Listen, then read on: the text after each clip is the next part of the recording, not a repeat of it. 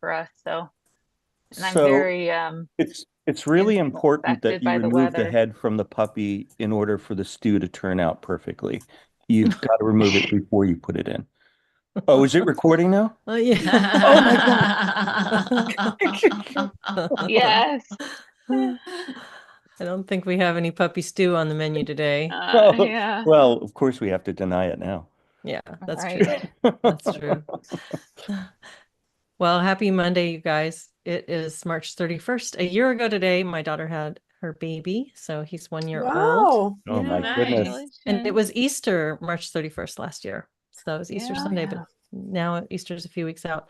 That's always interesting to me how that works. I still haven't I I've gotten to this age. I'm almost 50 years old and I still don't know why Easter moves around. I know it's probably a I don't either. religious thing or a seasonal thing. I'm not sure. Do you know, Jenny? No, I don't. Short answer. Okay. So it's not just me. Aaron, any idea? I don't have a clue. Sometimes it's on my birthday, which is Oh, on April 15th. So it doesn't move around Oh, just a day or two. It moves around a lot. Weeks. yeah. Yes. You're Well, a tax day baby. my father's a Coptic Christian, and they have a different Christmas and New Year than the Oh, traditional one. So they celebrate Christmas in January. Their day, it's like totally different Oh, wow. hey, that schedule. sounds kind of smart. Doesn't it seem like it'd be more fun to have a holiday sort of in the middle of winter Yeah, when it's when you need gloomy it and the most? gross. Yeah, Yeah. true. Yeah, that's interesting. Well, happy Monday. I hope you guys are having nice weather where you are. Christine, you said it's been kind of gloomy. Gloomy and rainy. Yeah. Yeah, that's Mhm. okay. I'll live. Yeah. Yeah. Can you guys see over my shoulder? I Yes. see the beautiful day you're having in It's, Florida. it's, Yes. in Florida, we call this Monday. It's just so great here.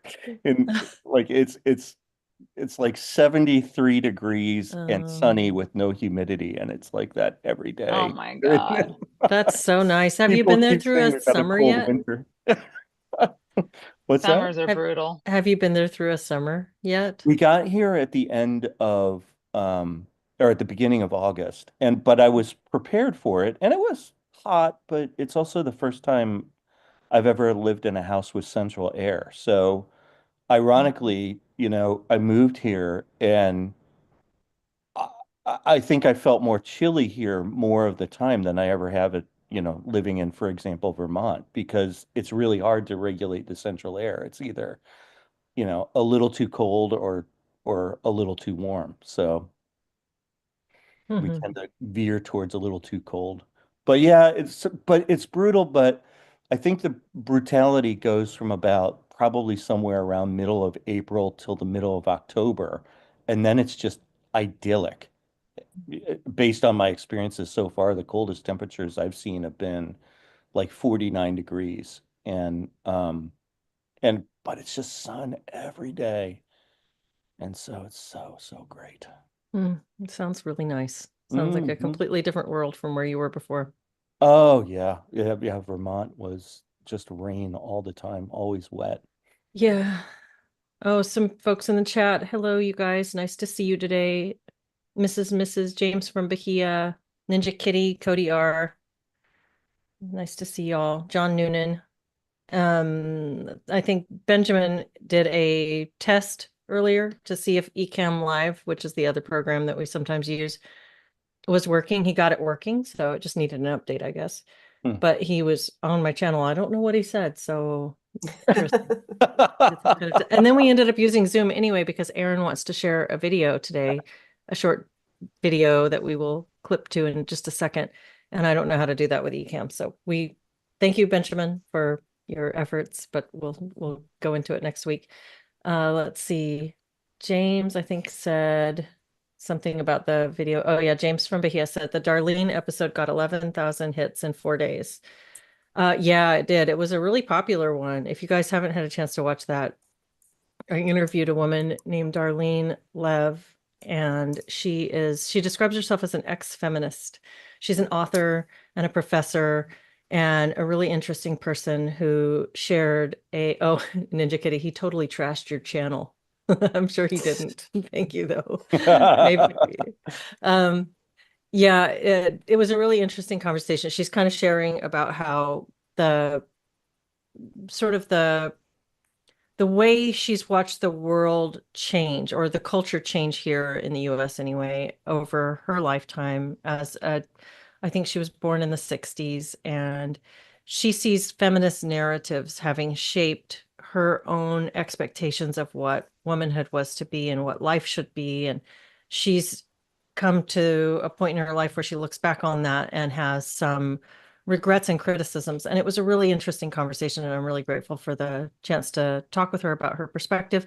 And she's going to join us for Solid Ground in April. So she'll be on with us in a couple weeks so we can all chat. Yeah, I thought it It's was interesting. interesting that there's a great deal of talk in feminist theory about how social roles and inclinations and so forth aren't what would you say, intrinsic to a particular sex, which I could agree with that, but their argument is that people are sort of forced into those roles, and I guess they would feel then that feminism is offering a different role or a different set of priorities that one could take on, with the assumption that those roles are somehow better or more elevated or more liberating. And perhaps what the author was saying is that's not the case. Well, you know, something Jenny has talked about. Jenny, maybe you can flesh this out and do better justice to it. But you've talked about growing up with really sort of bohemian avant-garde parents who lived this really funky lifestyle. And there's something about, there are times when it falls on you to be on the edges of a culture, to be outside of a norm. There's something to be said for having a tolerance and making it possible for people to live despite not fitting into the norms. And there's something else that happens when you start folding that in and trying to normalize those edges of culture. And so I think like feminism, and I'm not the expert, I'm not the one to talk about this, and I'll shut up in a second and let Jenny flesh out those thoughts if she wants to respond to that. But my thought about this is one of the functions of feminism, and I'm not even somebody who considers myself necessarily a feminist. I never really have. I've never really understood what all that means. It seems to mean an awful lot of things to different people. But one of the functions is that sometimes life doesn't work out so that you are married to someone that you can build a life with. And you have to be able to still have a life. You have to still be able to function. And women are people as much as men are people. And if we can't own property in the case of, you know, the failure of the man, woman, hetero paradise, you know, if that fails, what then? Where's the safety net? Are you just, oh, too bad, you know, let her rot by the roadside, or just to fall into, you know, in with family and be dependent on other people's pity for the rest of her life? Or is there a chance for her to go out and make a life too? But then there's that, but then there's also the glorification of those other opportunities to the detriment of the traditional and natural roles that people occupy in the norm of society, like this disparagement of childbearing and raising children. I think that's a real tragedy. This elevation of work over motherhood, I think, is a tragedy. But it's just the case that sometimes women do have to work, and maybe many women have to work, and maybe it's a normal thing for women to work, and maybe women have always worked, and maybe there's a correction that's happening since the Industrial Revolution and this Victorian perspective of women kind of lounging about and being in the home. Maybe we're recorrecting to a societal expectation that women do perform a real function.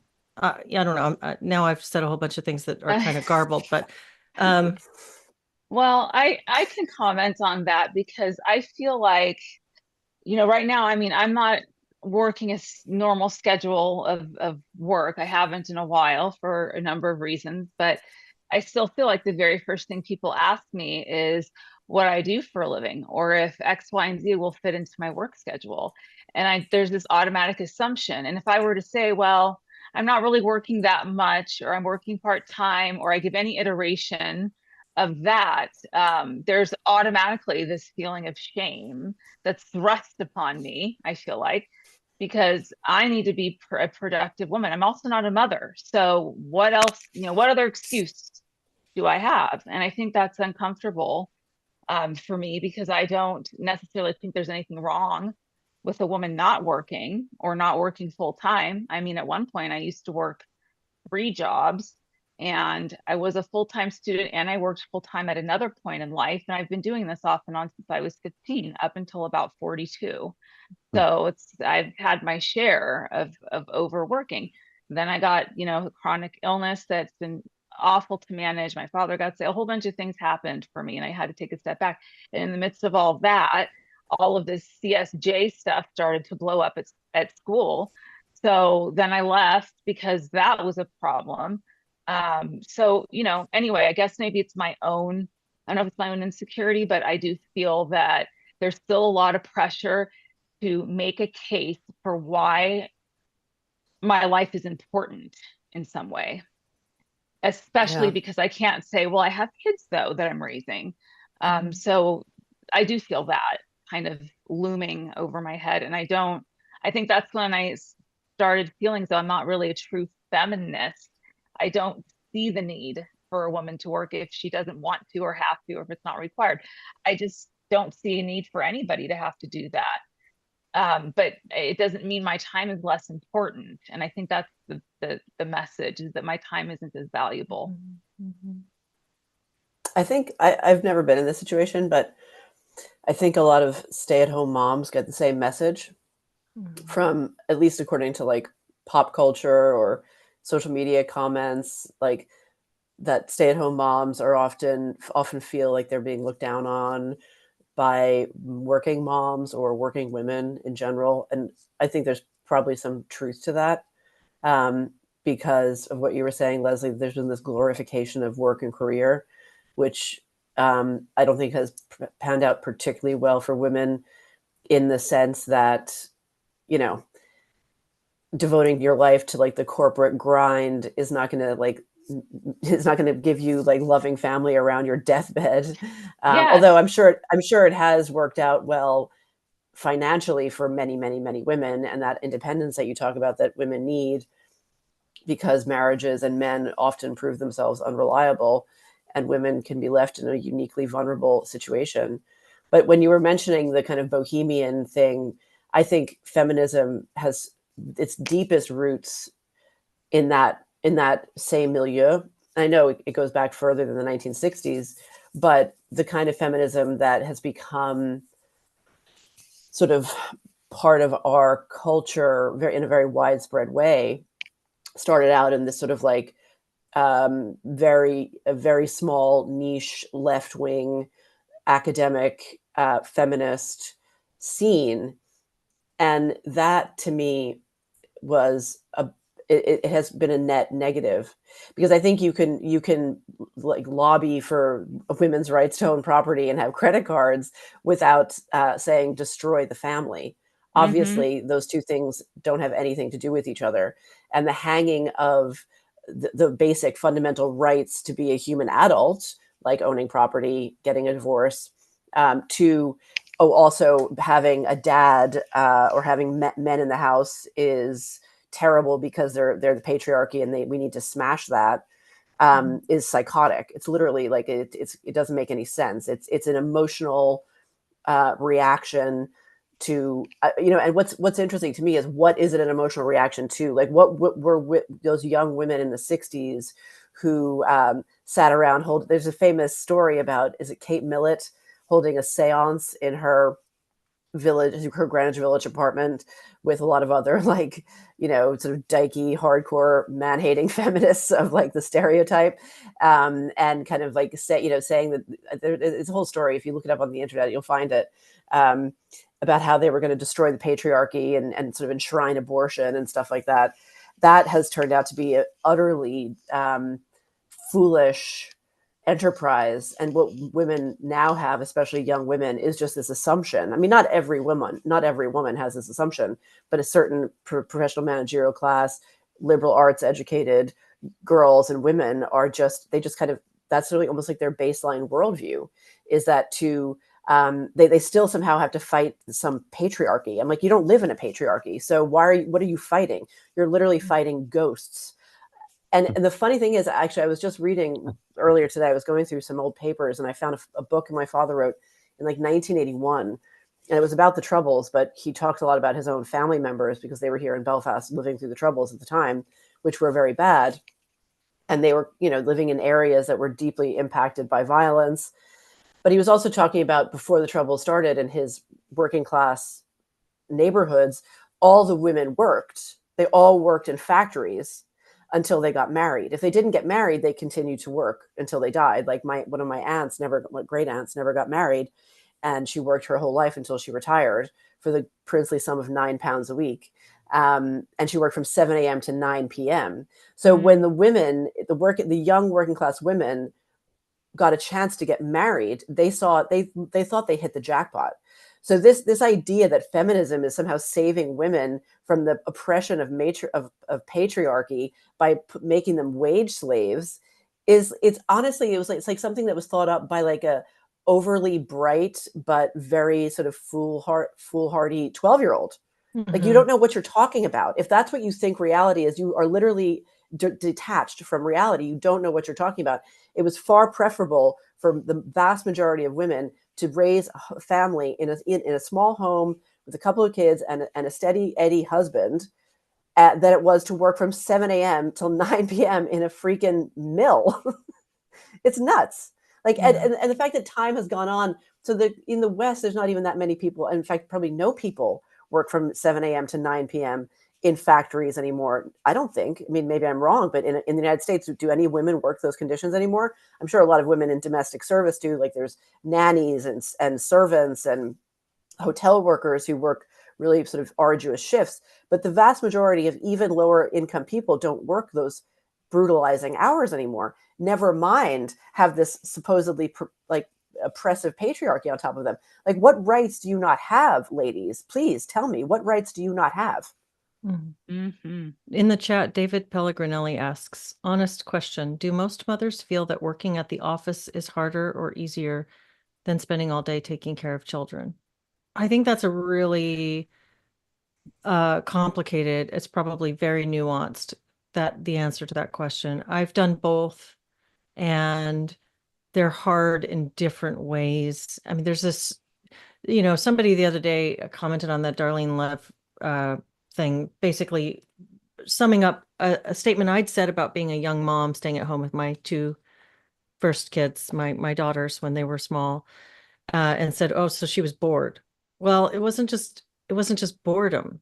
It can be very isolating. It's incredibly isolating sometimes to be at home with your kids. And if you don't have a community that supports that around you, and you're just home with babies all day long, there's something about that's hard. There's also something that's really hard about going into work. Sometimes you work a meaningless job that is kind of droning and boring and rote, like I did for years doing medical insurance billing.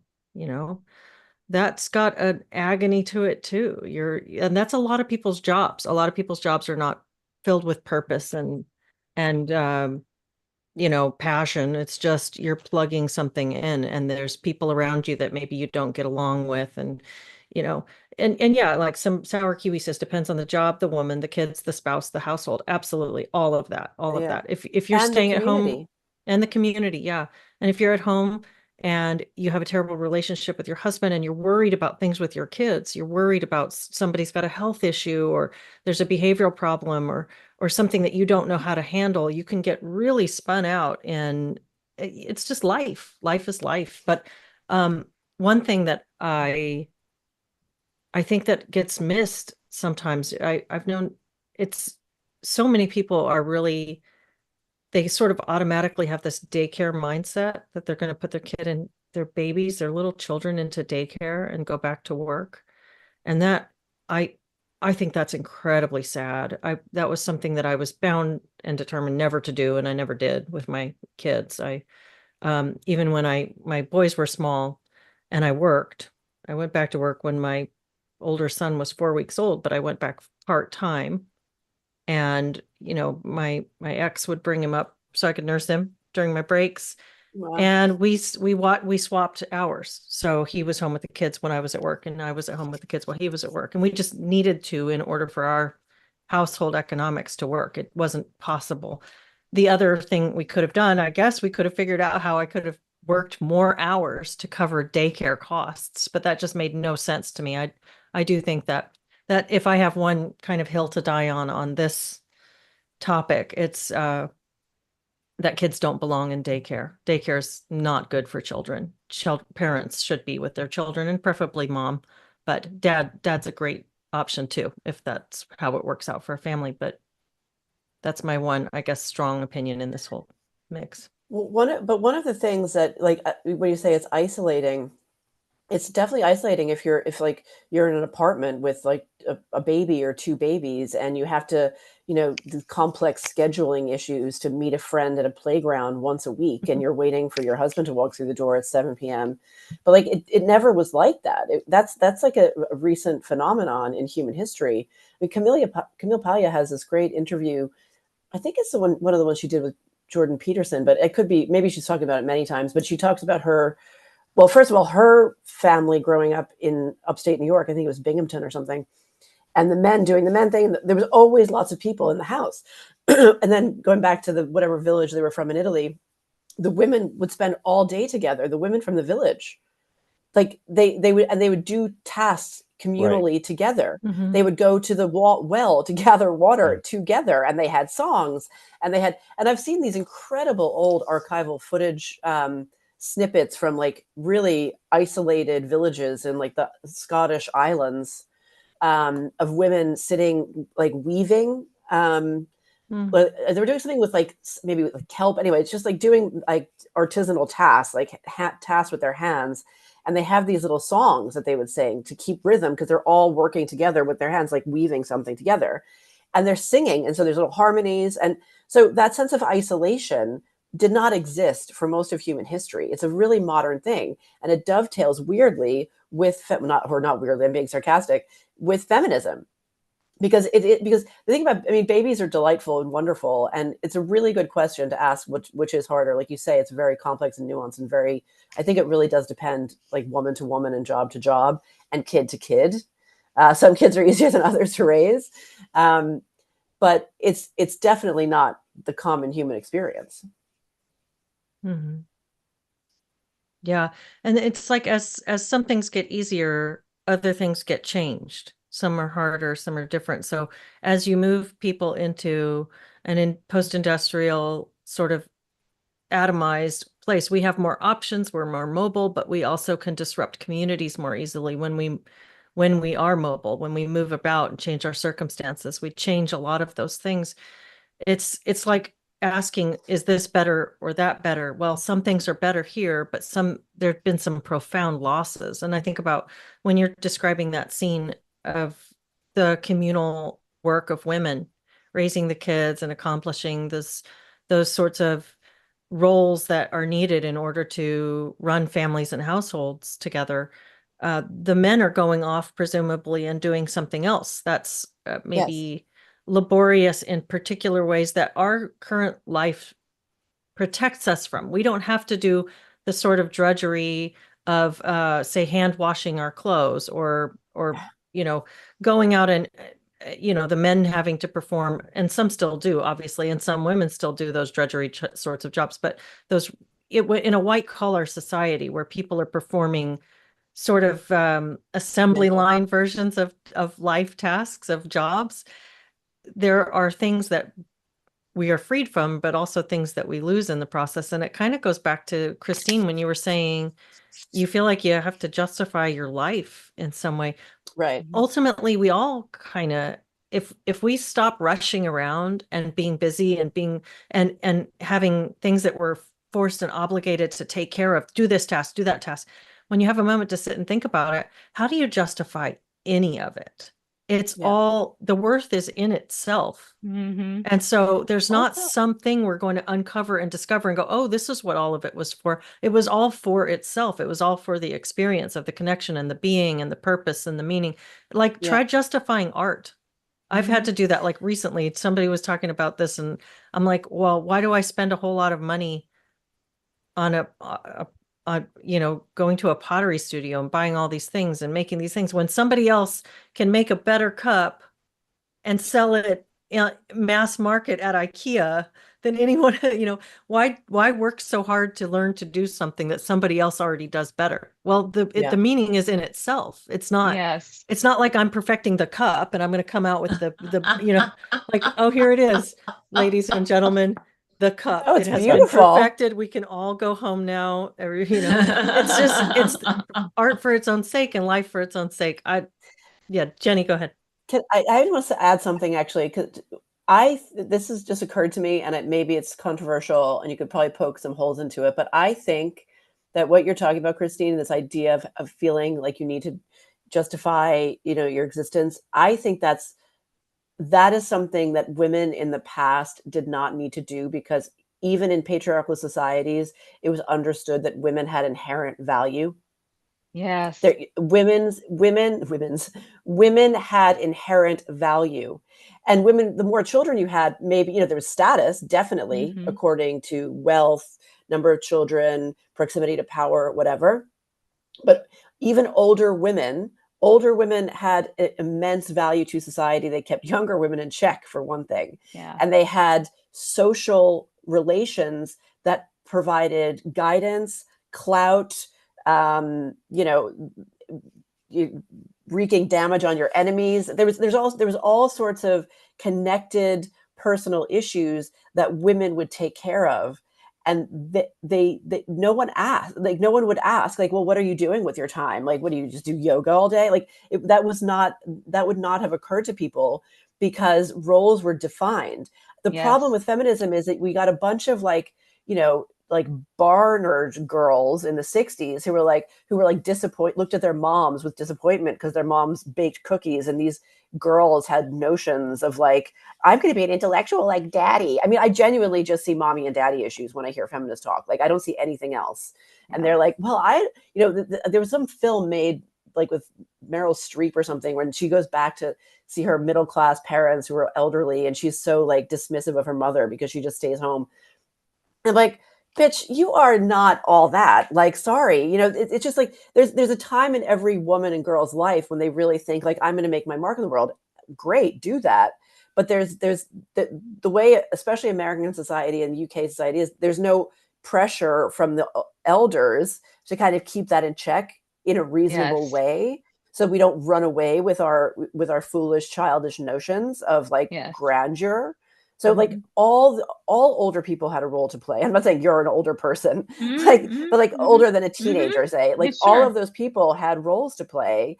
And that was sort of provide this moral and social guidance that is gone. Yes.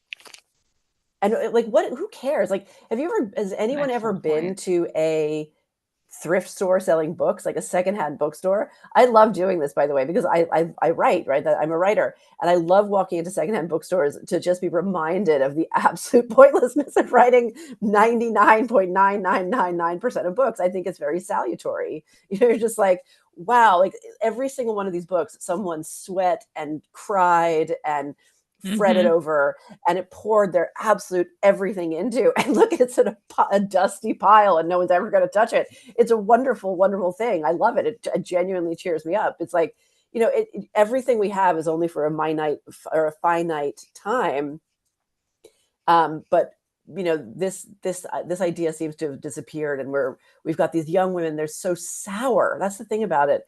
These college girls, they seem so sour. It's not even bitter, they're sour. Sour. And it's very sad to me. They look sad and they look disappointed. And I'm like, how can you be sad and disappointed and so young? Like, what have we done to you? We've done you a terrible disservice. You know, this, I want to read this, and this comment that I got on that Darlene Love video, because I want to see what you guys think about this. But Jenny, what you just said is so interesting. What I've always, I've created art my whole life. I've been kind of like an obsessive artist forever. I went through my oil painting phase, through my pen and ink phase, and now I'm focusing on ceramics. But when my grandmother died in 2009, I remember going to her house with my family to take care of things. And we went down for her service, and we were all pitching in together to sort of go through her home and put things away. And she was an artist. She was a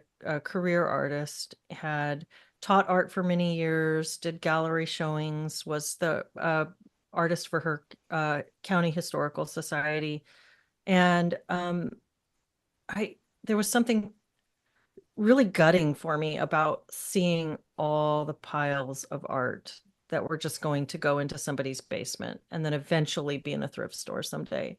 And it really hit me very hard. It kind of like this purposeness question, this meaning question. Mm-hmm. And it sent like a reverberation through my own creativity. Like I suddenly was having to justify creativity, and I still haven't quite come out the other end of that it hurt my relationship with art to think about the moldering piles of books and paintings, these beautiful things. So I don't know, there's something really poignant in that. And I want to, maybe that we could talk about that again at some point. Yeah. But in a way, to me, it's like, it is that, but it's very freeing because you know that, and yet you do it anyway. I'm gonna chew on your words here, because this is really like a balm for what I've been dealing with. Here, I want to just read this to you, because it kind of, this something you were saying reminded me of this about the sour young people, and I'm curious what y'all think. Z Blip 22 says, could it be that because of all the romance movies and empowerment going on everywhere in the media, that people who are living normal lives feel that they are missing out on something better? The advertising business has spent the last 30 years telling women that they are all unique and perfect and that they deserve better than what they have. Does that stem from a marketing strategy, or does it stem from the women's psyche and they are simply tapping into it? Who knows? Guys see other guys going out with top models. Women imagine themselves having rich and romantic lovers. Too many people feel that they could have it better than what they have, and this is the cause for the collapse of everything. Well, I think we're also given, I don't know, in my generation, we were given a message that I've heard since I can remember, that if you just work hard at something, go after what you want and it will be yours. There was a very false sense of you have access to anything you want to do, anything you want to be, and go for it. And if you work hard enough, you'll get it. And I wanted to be the next Oprah Winfrey. Okay, I can't stand her now. That's another topic. But I wanted to do talk shows and investigative journalism.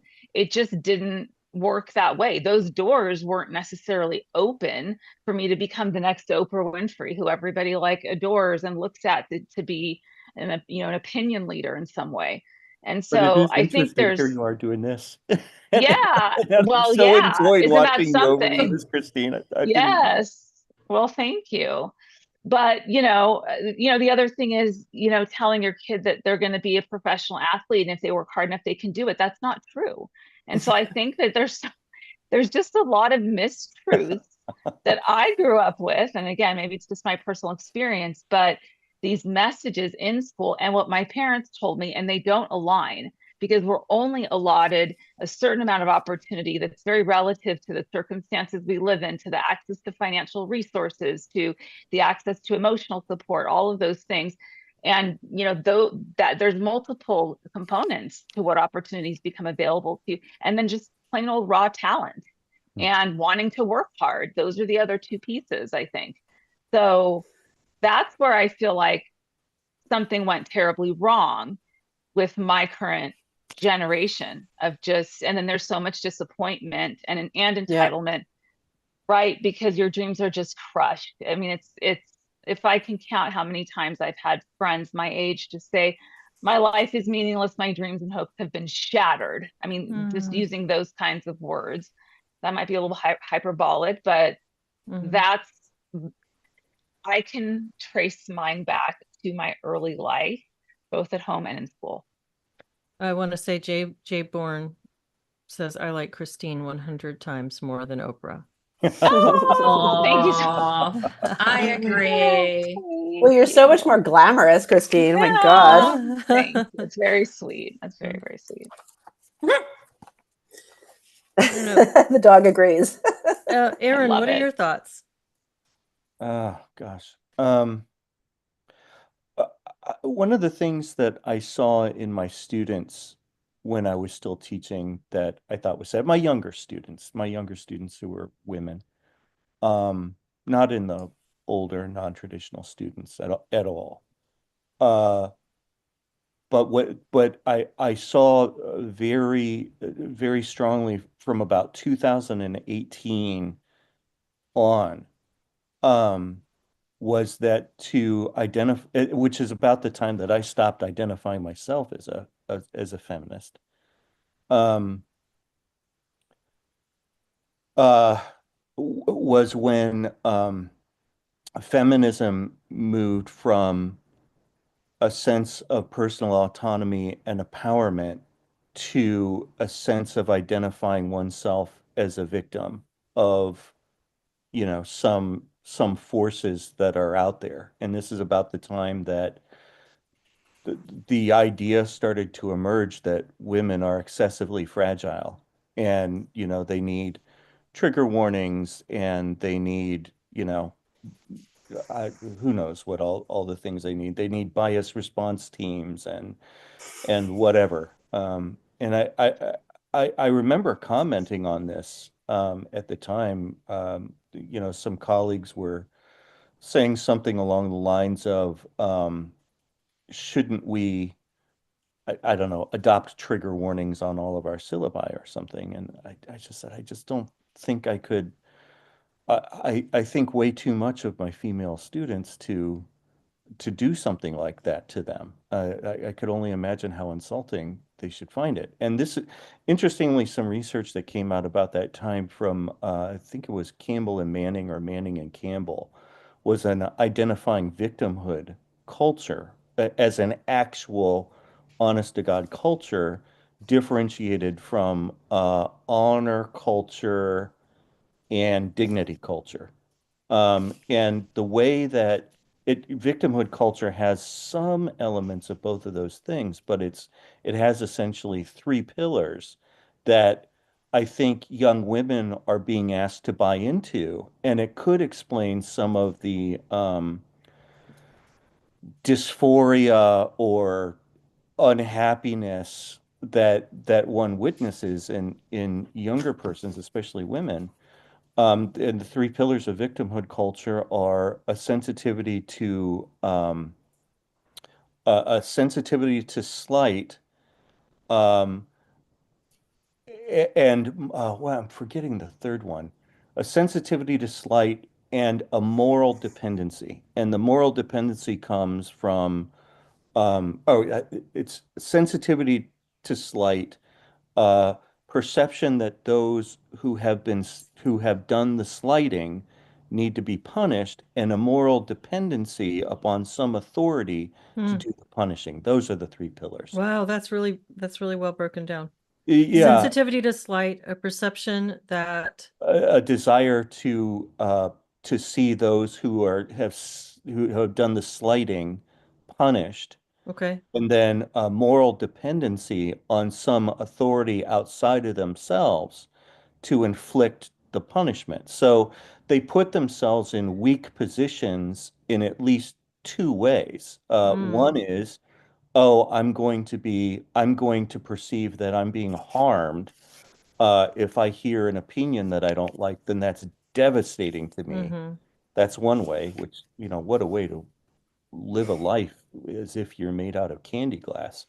And mm, then they also put themselves in a weakened position, those who buy into this culture, by saying, well, I can't do anything about it, or I can't speak to this person, or I can't share my perspective. I need to go to the dean or the department head or whatever, and that person has to take care of the issue. I can't do it myself. Yeah. And so, That's and also, and what happens as a result of this, the reason this is a self-contained system is because in an honor culture, you sort of get status by maintaining your name. And in a dignity culture, you maintain status by understanding your own inherent wealth as a human being. In victimhood culture, you get status by making the most convincing play as someone who has been wronged and who is in need of avenging and protection. And Mm. so it really, it's really, I think, and so people are reinforced for coming across as like, oh my God, my life is so hard. I can't, I have trauma, I have this, I have that. And there's none of I saw this wonderful t-shirt in Maine when we were visiting up there. My wife actually bought it for herself, but on it just says grit and optimism. And that's what being in Maine is about. And there's no yeah. grit or optimism in this culture. And But yeah, so you know what that is? That's a type of borderline personality. yeah. I mean, That's if you took a Venn diagram, there'd be an overlap. I think yeah. the difference would be that for borderline personality, you really have to have a shattered sense of self or an inconsistent or incoherent sense of self, and then from missing important developmental opportunities and being exposed to trauma a lot of times. I would say that this is sort of a pseudo cluster B thing. It's probably closer to histrionic, where Mm. there are these claims to trauma and awfulness and being harmed and so forth, but those claims are like, a mile wide and a quarter of an inch deep. They're not really traumatized. Yeah. I have people that I see with actual PTSD and uh, actual real problems, and they're nothing like the young women who, would, if they heard a word they didn't like, they'd send an email, we were collectively very concerned that you said you guys during class. This, Oh, I yeah. will, can I add to this, Aaron, I like how you're framing this. And I want to read you another comment from a viewer that represents another type of sentiment I hear fairly often in the comments. It's not the majority, but this kind of thing comes up. So this was just a couple hours ago on a video from a couple years ago called Graduate Student Terminated for Exposing Partisan Bias in Counselor Education. Something along those lines was the title. And it's just a brief update about what was going on in my school that I posted in October of 2022. So this person came in and posted the name of the handle is, these are my BKMRKS bookmarks, I guess. I sympathize. I'm a casualty of feminist violence as well. And note, I didn't say anything about feminism. So this is this real strong anti-feminist thing that I see a lot in my comments. But where were you when hundreds of thousands of men around you were injured by the same system? It seems like you only found the practices of this new church violent when the violence was directed against you personally. Now you are seeking the sympathy of the hundreds of thousands of souls who were attacked by institutional feminism all around you, while you were watching in silence as they were being brutalized. If the feminist institutional violence didn't seem immoral to you until it was directed at you, this would mean that you are not protesting against it because you find it universally immoral on moral grounds, but to receive personal reparations and damages out of self-interest, regardless of what it is and has been doing to others. This would imply that you are not even willing to give sympathy to the hundreds of thousands of male casualties of this new church in return for the sympathy you seek from them. We need women to react to the feminist inhumanity simply from watching how it treats men, and not only when the normalization of brutality that women have supported in remaining silent eventually and expectedly attacks them as well. And so what's interesting about this to me is it does that. places the speaker in this weakened position. Right. It's like, where were you? Like me? Like, I'm just like, I was living my life, where were you? And that I was sitting by watching thousands of souls go through whatever. It's placing someone else at this higher position than yourself and expecting them to do something about a problem that you see. And so it kind of has, what struck me in this was the exact woke logic here. Right. You're in this group, so you're part of this thing, and all of it is this systemic problem. We have systemic racism. Well, this is about systemic feminism. And I'm talking about a graduate school that's teaching counselors in a way that I think is ideological and not ethical, and then doing something unethical to me as a student when I talk about it. And they're attributing that straight to institutional feminism, just like the woke tactic of, it's a Black person who has some kind of problem. Well, it's institutional racism that's keeping you down. And so I found that interesting, but applying this victimhood culture frame to that sentiment, it's not a young woman thing. It's not a young man thing. Right. It's a particular thought loop that lots of people find themselves stuck in. It is. And you see in that person's comments, you see this kind of omniscience that they know exactly what you are about and exactly what you're doing, which is like when someone has to distort reality to that point to make, sense of their lives, then you do start to wonder, is there, um, that's a pretty unhealthy kind of defensive process. And clearly you, for that particular person, represent someone else in their life. Like it's like you were supposed to be the caretaker and you weren't.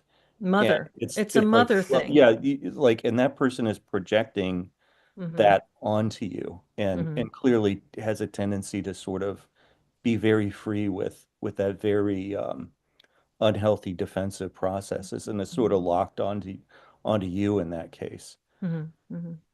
It's interesting. What's interesting is when that begins, there's this, so that's a one-sided projection. What is interesting that can happen is something called projective identification, which it's when one person projects on another until the target of the projection starts to take on the characteristics that that other person said that they had. And so I spent a lot of time when I was still in higher ed, um, kind of saying, like wanting to go that way. It's like I'm like, uh, yeah, oh, like being really like cautious around anyone who might have claims to victimhood and not wanting to engage in kind of conversation with them. And then, at least for some of the students, to start to not like them very much, which was, I think, when I knew I was done as a teacher. I always loved my students up until Mm-hmm. the end. I was like, gosh, I Wow. don't like you. So, yeah, so, I don't know. So that might have been the projective identification coming into my situation, where that projection of you represent, Yeah. you represent all the excesses of the patriarchy or whatever, and Right. here it is right here and in this room. And it's like, well, yeah, I certainly, you're not hearing our voices. And at some point I'm like, yeah, I don't care what you think. So I Mm-hmm. don't know, maybe Yeah. it works. Patterns are strong. Yeah. Can I tell you guys a funny story? It's kind of off topic, but you'll appreciate it. It's not. So last night I was watching a show called New Girl. I don't know if you remember it, from like the 2010s, late 2000s, 2010s. It's a funny little sitcom. It's goofy. And I rewatch it because all the other like recent content is so, recent shows and movies are just either like, they're either kind of good but really violent, and like there's nothing funny anymore. No one knows how to do funny anymore. Anyway, it's a roommate sitcom, and there's three guys and one girl sharing a loft in LA. And this episode is from 2011, and the girl, played by Zooey Deschanel, has PMS. Okay, so that's the joke for that episode. Her PMS is, and the boys are like, what do we do about PMS? And then one of the roommates, one of the men, starts thinking he also has PMS, and he starts feeling crampy as well. And there's the two of them on the sofa with hot water bottles, eating snacks in their pajamas. And this is in 2011, okay, not that long ago. And the other two male roommates are like looking at him like, stop it, you're a man, you don't get periods, you freak, okay? And this was the entire premise of the 30-minute show. That was in 2011, okay? Like, that is look at where we are now. Like, you wouldn't be able to make that one little piece of harmless comedy now. You wouldn't be able to do it. No. It's insane to me. 2012 was a turning point. 2012 was a turning point. A lot of the isolation that we were talking about before, and obviously feminism, and a lot of the woke stuff in the DEI and the CRT and the blah, blah, blah, political correctness, that comes from colleges going back to the 60s. It was certainly there in the 90s. So all of this stuff has been happening for over a long period of time.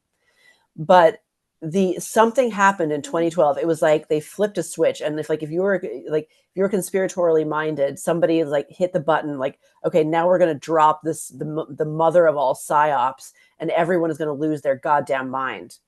Because now in 2025, you literally can't make a joke unless you've got a show on Daily Wire. You'd get booted off YouTube for saying this, for making this whole joke about, isn't this man ridiculous, preposterous, a figure of hilarity, because he's like, oh, I think I'm getting PMS too. Isn't that wild? Yeah, what a change. It's such a change. I'll be real brief, but I recently saw a stand-up comic. Well, a couple of them actually. My sister and I like to go watch stand-up comedy. Anyhow, and at both shows, and these were two different comics, and I can't remember which ones they were, but at both shows, they had an intro about, hey, we don't want to offend anybody, but we're here to just do comedy. And we don't want anybody to take it personally or to get upset. I mean, that just set a tone right away that was extremely sad. Wow. Where you have to we put are, those disclaimers out before you can talk. Yeah. So yeah, Jenny would not have it would definitely not fly today. Anyway, go ahead, Aaron. I think well, I have to ask now, have you ever seen or heard Ryan Long? No. Oh gosh, you gotta look him up. Ryan Long? Ryan Long, he's a Canadian comedian, and he does so many sort of anti-woke jokes, but he's really funny about the sensitivity. Like he does this bit about he's like, what do doctors do now that there's all this fat shaming out there? Like, what do you do if when he's got someone in and like they need to lose weight for his health? He's like, look, you either need to be 30 pounds less brave, or he really he pulls it off so cool. It's just, oh my God, he's really funny. It's sort of like and I think that's what's interesting around comedy, is that like it's like Dave Chappelle in talking about race. It allows you to it's an acknowledgement of the elephant in the room, and it sort of like allows you to approach these really uncomfortable issues. And I also think that's why people who do comedy have to be so smart. Like their brains just must run triple time. Yeah, but it is a pressure valve for all of society. I mean, when they had kings, the jester was there to kind of say the things that no one else could say, and it was a safe space. Although I'm sure they got into trouble plenty, and everyone, because you had to have that, like, you have to let it out. You have to let it out a little bit in a contained way. Otherwise, people go crazy. You need people, like, the urge to laugh is like the most basic the absolutely most basic, most fundamental. Absolutely. Like we're born with it. Babies are born, like seeing a baby really belly laugh is like one of the best things in the world. You just think, oh, here we go. We can't, it's irrepressible. Like humans cannot be repressed. But did you notice though, that's another thing about this progressive culture is there's no humor in it. No. And I think one of the reasons Jonathan Rauch wrote this book called Kindly Inquisitors, and he talks about that, and he was like, what do you do when you hear like ridiculous ideas? And he's like, and his whole argument is about the philosophy of science and why skepticism and empiricism are the ultimate tools of social justice, because anybody can use them, and if you have these set standards of truth, then you can measure, point out oppression, and people can assail it all they want. But the more that they assail it, the stronger it's going to get, because if you're speaking to truth, testing an idea is only going to reinforce it. That's the premise of the book. But he also says in there, he's like, sometimes a belly laugh in the face of like ridiculous ideas is really a good thing. And I remember I was under all this pressure to put pronouns in my in my email when I was in higher ed, and there was a point where and I couldn't do that, because at that point it wasn't about respecting trans people. It was about showing fealty to this sort of progressive ideology.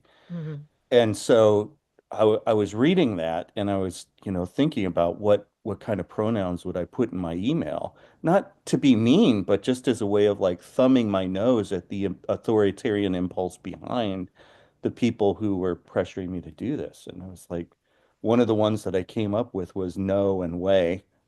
and then just sticking absolutely to the fact that no, those are my pronouns. My pronouns are no and way. And please remember that I will be deeply hurt and will have an existential crisis if you fail to use my pronouns. So, but Well, not to jump in suddenly, but Aaron sent us a video, and now that we're only about 3 minutes till the end of the live stream, we should fit in this 2-minute video that you sent. Okay. And then perhaps give Jennifer Friend the final word. So Jennifer, be ready to review the video. All right, let me share my screen. I think the video is just 2 minutes, so we should. Yeah, it's 2 minutes and 12 seconds. So we'll see what we got here. And let me see, share sound. And I'm sharing now. Do you guys see what I'm seeing? Do you see this YouTube screen? All right. Yep. So let me know if you don't hear it. Seriously, though, I've heard a lot about extremism recently. A nastier, harsher atmosphere everywhere, more abuse and bother boy behavior, less friendliness and tolerance and respect for opponents. All right, but what we never hear about extremism is its advantages. Well, the biggest advantage of extremism is that it makes you feel good, because it provides you with enemies. Let me explain. The great thing about having enemies is that you can pretend that all the badness in the whole world is in your enemies, and all the goodness in the whole world is in you. Attractive, isn't it? So, if you have a lot of anger and resentment in you anyway, and you therefore enjoy abusing people, then you can pretend that you're only doing it because these enemies of yours are such very bad persons. And that if it wasn't for them, you'd actually be good-natured and courteous and rational all the time. So, if you want to feel good, become an extremist. Okay, now you have a choice. If you join the hard left, they'll give you their list of authorized enemies. Almost all kinds of authority, especially the police, Americans, judges, multinational corporations, public schools, furriers, newspaper owners, fox hunters, generals, class traitors, and, of course, moderates. Or, if you'd rather be an extremist on the hard right, no problem, fine, you still get a lovely list of enemies, only they're different ones. Noisy minority groups, unions, Russia, weirdos, demonstrators, welfare sponges, meddlesome clergy, peaceniks, the BBC, strikers, social workers, communists, and of course, moderates and upstart actors. Now, once you're armed with one of these super lists of enemies, you can be as nasty as you like and yet feel your behaviors morally justified. So you can strut around abusing people and telling them you could eat them for breakfast and still think of yourself as a champion of the truth, a fighter for the greater good, and not the rather sad paranoid schizoid that you really are. Best and worst dinner for your Oh weight. my goodness. That's What's for amazing. Fantastic. Wow. That's Amazing. great. It was really brilliant and very true. And it makes me think of what Aaron was saying about the projective identification. That's what sort of what he's hitting on, is you can project all of your darkness onto other people, but have the added benefit of feeling super self-righteous about it.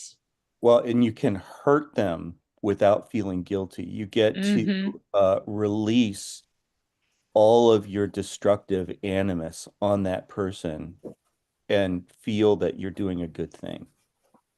Jennifer, what you just said, building off of Aaron's talk about projective identification, that is so brilliant. I think that sums up really well how important it is to avoid falling into that polarization.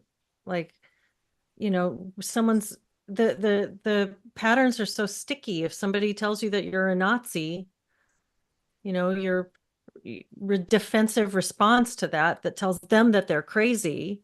You know, it's just you're falling right into the pattern that they're asking you to fall into. And I think that's really brilliant. So Jennifer just came in with like the gem, sum up the whole conversation. I love it.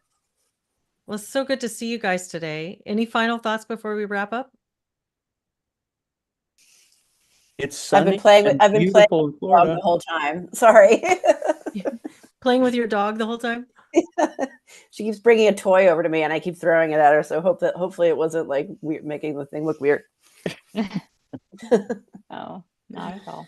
Well, I hope you guys have a great week. And Thank I've you. loved starting my You Monday too. with y'all and with all of you in the chat as well. Nice to see you all today and look forward to doing it again next Monday. Bye, Take care, guys. everybody. Good. Bye, guys. Bye.